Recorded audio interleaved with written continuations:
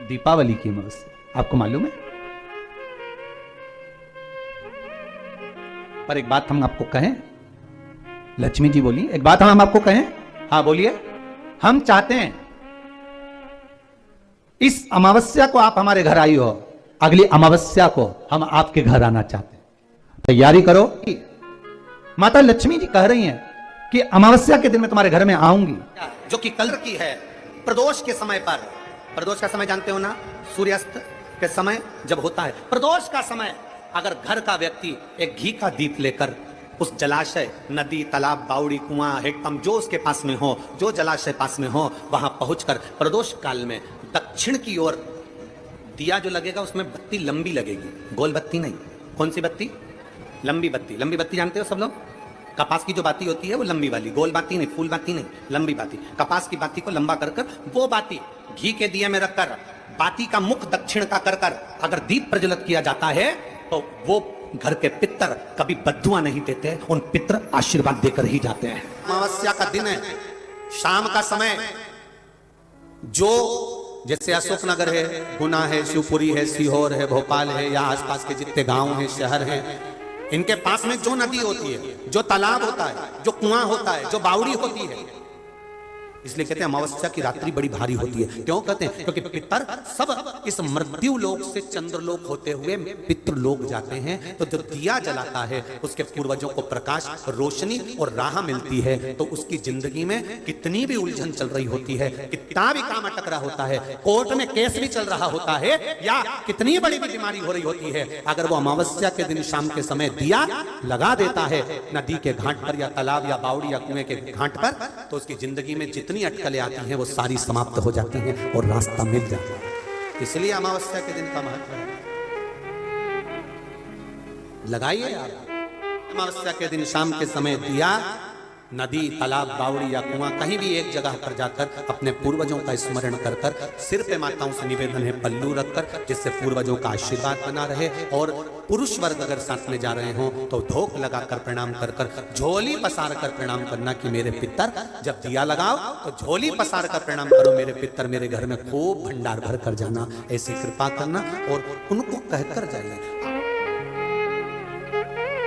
को मार्ग बता देने पर भी फल की प्राप्ति होती है भाई। यहाँ पितृदोष होता है, काल सर्प दोष होता है, वास्तु दोष होता है, उनको ज्यादा कुछ नहीं करना होना।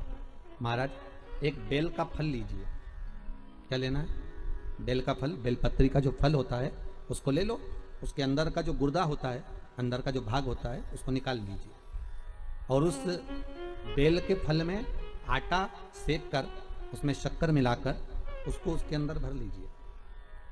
अमावस्या के दिन सुबह 10 बजे से पहले उस बेल फल में जिसमें तुमने पंजेरी भरी है, आटा सेक कर भरा है शक्कर के साथ में, उसको अपने घर में घुमाने के बाद में जिसको काल सर्प दोष बताया है, पितृदोष बताया है या वास्तु दोष का स्मरण बताया है, घर में सब दूर घुमाकर अपने परिवार का हाथ का स्पर्श कराकर पीपल के पेड़ के नीचे खड्डा खोदकर उस बेलपत्र के उस फल को दाब दीजिए, उस फल को उसमें दबा दीजिए।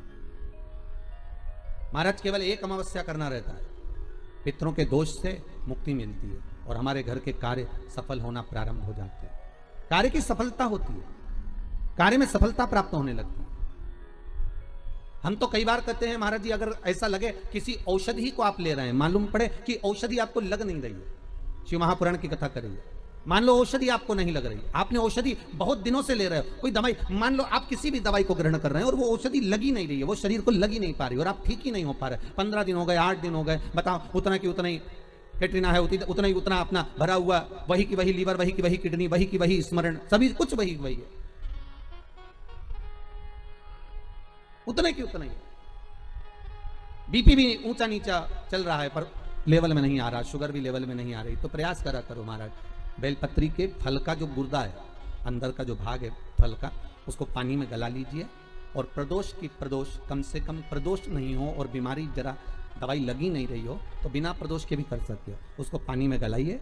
आधा घंटा पानी में, जैसे आपको सुबह मंदिर जाना है 10 बजे, तो सुबह स्नान कर कर कम से कम 6:30-7 बजे उसको पानी में गला दीजिए और उस बेले के फल का गुर्दा सा गला हुआ पानी शिव जी को ले जाकर समर्पित कर दीजिए। महाराज उस पानी में से थोड़ा सा 1 चम्मच पानी शिव जी पे चढ़ा हुआ लेकर आ जाइए, उस पानी को जो बीमार व्यक्ति है उसको औषधि देने से पहले मात्र आधी चम्मच से भी आधा चम्मच उसको दे दीजिए। भगवान शंकर का श्री शिवाय नमस्तुभ्यम का जाप कर उस पानी को देने के बाद अगर आप औषधि देंगे तो ये पक्का है कि औषधि अपना कार्य करना प्रारंभ कर देगी और वो स्वस्थ होना प्रारंभ हो जाएगा। वो स्वस्थ हो औषधि।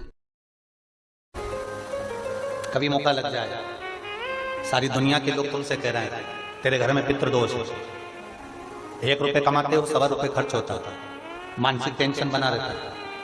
घर में एक व्यक्ति बीमार है, ठीक हुआ, दूसरा बीमार पड़ गया, दूसरा ठीक हुआ, तीसरा बीमार पड़ गया, तीसरा ठीक हुआ, चौथा बीमार पड़ गया।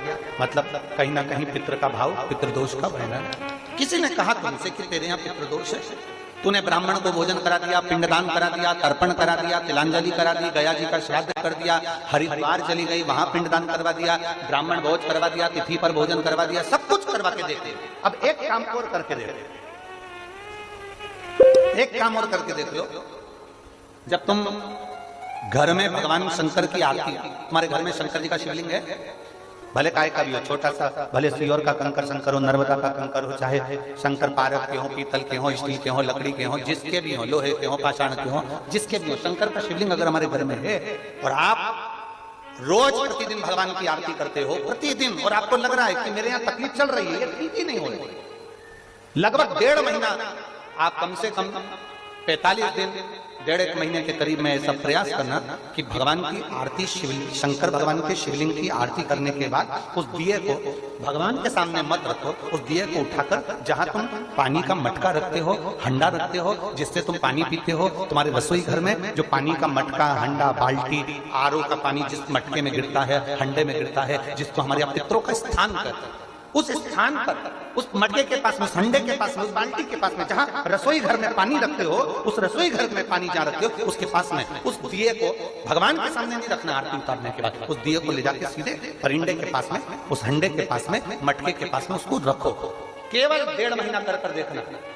1.5 महीने के बाद तुम्हें मालूम पड़ेगा कि हम वापिस उन्नति की सीढ़ी पर चलना प्रारंभ करती है, हमें फल मिलना चाहिए। अब तुम्हें ना कहीं जाना है, ना कहीं आना है, ना कोई खर्चा है। खर्चा है क्या? ईमानदारी से बोलो, कोई तुम्हारा लाखों का रुपया लग गया क्या? रोज आरती करते हो रोज आरती। बस आरती का नियम बना लो कि हमको पितृदोष किसी ने बोला है, हमारे घर में अशांति है, पितृदोष है, कोई कह रहा है कि तुम्हारे घर में पितृदोष है, हमने सब कुछ करके देख लिया। अब हमें यह करना है कि महादेव की आरती जब होती है तो उसकी ज्योत का दर्शन करने पर 1000 कपिला गाय के दान का पुण्य मिलता है। तो ये पुण्य हम हमारे पितरों को देते हैं, जिससे उनकी मुक्ति हो जाए और हमें आशीर्वाद प्राप्त हो। उस दिए को नीचे नहीं रखना, आरती उतारने के बाद आरती पूरी हो जाए तब उस दिए को ले जाकर, जब आप ले जाकर उसको रखें तब उस स्थान पर रखें जहां पितरों का स्थान, जहां पितरों का स्थान।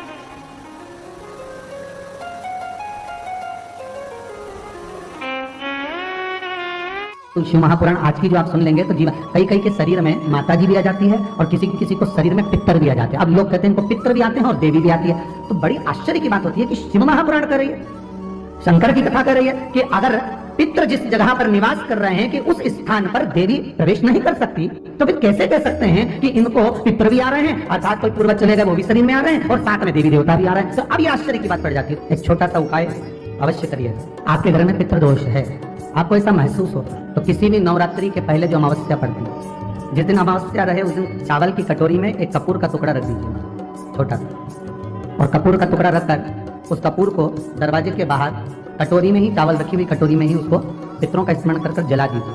और जलाने के बाद उस चावल को कहीं भी किसी भी वृक्ष की छांव में पक्षियों के लिए डाल दीजिए। शिव महापुराण की कथा कहती है अगर मान लो पितर आपको कष्ट दे रहे हैं, पितर आपको तकलीफ दे रहे हैं, कोई काम नहीं होने दे रहा है, ये जो आप करेंगे ये कब कर रहे हैं? अमावस्या के दिन आप उसको रख रहे हैं। अमावस्या के दिन उसको रखकर रात भर आपने रखा कपूर के साथ में, सुबह एकम पड़ गई, नवरात्रि लग गई, उसी दिन उसको जलाकर आपने पटक दिया। अर्थात उससे देवी और पितर इन दोनों का आशीर्वाद जो प्राप्त होता है तो घर में से पितृदोष समाप्त होकर लक्ष्मी की वृद्धि प्रारंभ हो जाती है, कार्य में सिद्धता आ जाती है। घर में यदि क्लेश उत्पन्न हो जाता है, आपका धन, आपकी प्रॉपर्टी, आपकी जमीन, आपका प्लाट, आपका दुकान, आपका पैसा यदि किसी ने कब्जा कर लिया और छोड़ नहीं रहा, प्रत्येक अमावस्या के दिन पीपल के वृक्ष के नीचे जाकर 2 दीप लगाइए घी के। दोनों दीप के सामने एक हल्दी का चावल, एक कुंकू का चावल का दाना रख दीजिए और सुधा सुधा सुधा सुधा 3 बार कह दो और स्मरण करो, हे हमारे कुलदेव, पितृदेव, शिवदेव, महादेव, कृपा कर कर मेरा जो जमीन है, मेरा जो धन है, मेरी जो प्रॉपर्टी है, मेरा पैसा लोगों ने हथिया लिया, देते नहीं। अपना गोत्र बोलकर स्मरण कर कर बाबा मेरा धन मुझे वापिस ला कर दो। एक अमावस्या पर करो, फिर अगली अमावस्या करो, ऐसे 2-4 अमावस्या करोगे। जिसने ले रखा है वो खुद सोचेगा कि मुझे क्या हुआ, कि मुझे देना है, उसका पैसा चुकाना है, धन रखेगा नहीं।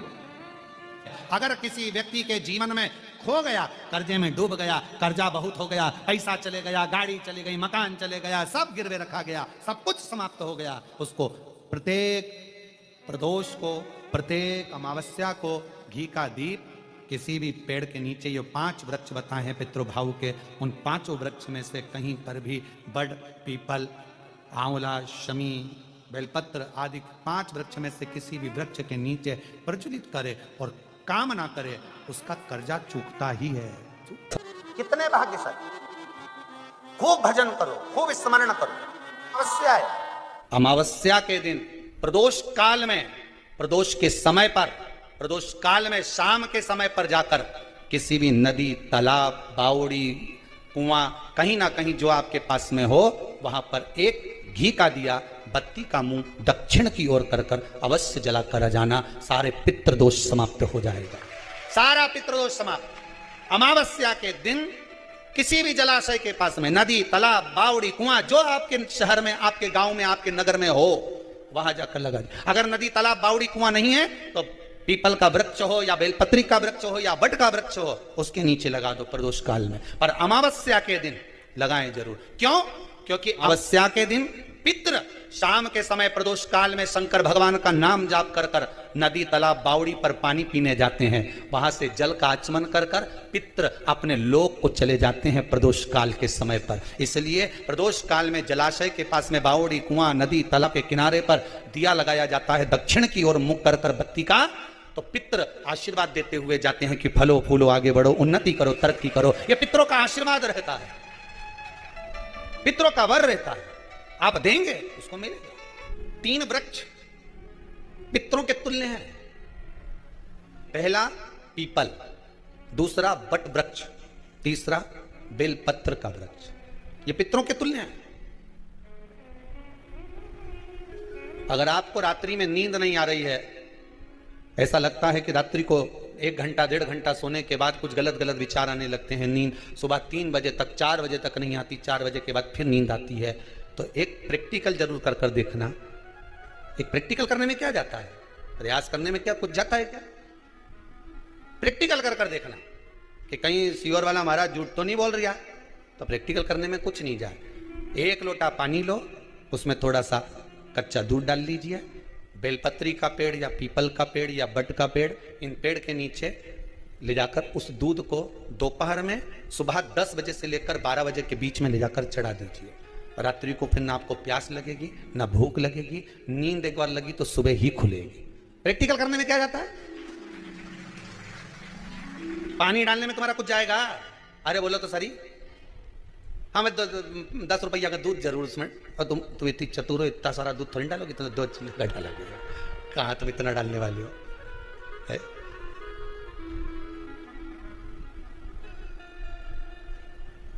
प्रैक्टिकल करने में क्या जाता है? कुछ भी नहीं बिगड़ेगा। ये तो बस जल डालोगे तुम्हारा ही कुछ अच्छा हो सकता है, बाबा की कृपा है।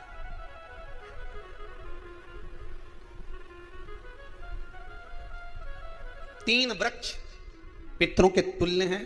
पहला जम के बोलिए पीपल, दूसरा बट वृक्ष, तीसरा बेलपत्री का वृक्ष। 3 पीपल के वृक्ष में 52,000 ब्राह्मण एक साथ निवास करते हैं, इसलिए पितृतुल्य है। बट वृक्ष ब्रह्मा जी के मस्तक से बना, इसलिए पितृतुल्य है। और बेलपत्री का वृक्ष माता पार्वती जी के अश्रु से बना। जब आंसू गिरे थे माता जगत जननी जगदम्बा पार्वती के, उस समय पर पितृलोक में हलचल उत्पन्न हो गई थी। हमारी नातिन की आंख में आंसू कैसे आ गए? मैनावती की पुत्री है,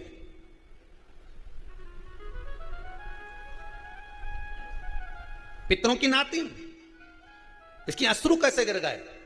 पार्वती जी ने कहा ये आंसू नहीं, मेरा पुण्य भाग प्रकट करती हूं बेलपत्री के रूप में। तो पितरों ने वर दिया था कि ये बेलपत्री का वृक्ष हमारा आशीर्वाद है, इसके नीचे अगर कोई दीप लगाता है, शिव को स्पर्श कर चढ़ाता है, उसके पितरों की शांति होगी, हम स्वयं उसको आशीर्वाद देने के लिए पधारेंगे। बेलपत्र का वृक्ष पितृ तुल्य।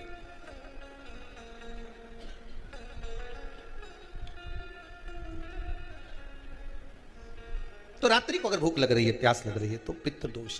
दूसरा पितृदोष का लक्षण बताया, घर में कोई शुभ कार्य ना हो, वंश की वृद्धि ना हो, 1 रुपये कमाओ 1.25 रुपये खर्च हो रहे हैं, पैसा 10 जगह से कमाई आ रही है पर घर में टिक नहीं पा रही है, आया गया, पितृदोष। जरा सी कटोरी पड़ी है उसके पीछे विवाद चालू हो जाए, पानी ढुल गया उसके पीछे विवाद हो जाए, या छोटी छोटी बात में घर में क्लेश मचा हुआ है, पितृदोष है। समझ लो हमारे पूर्वज हमसे खुश नहीं है, प्रसन्न नहीं। मौका लग जाए, सारी दुनिया के लोग तुमसे कह रहे हैं तेरे घर में पितृदोष है, 1 रुपये कमाते हो 1.25 रुपये खर्च होता था, मानसिक टेंशन बना रहता है।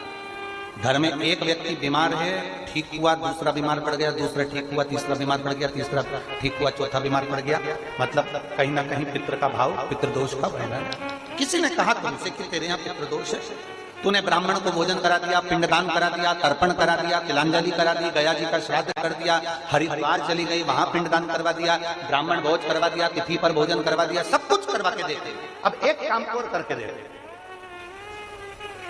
एक काम और करके देते हो।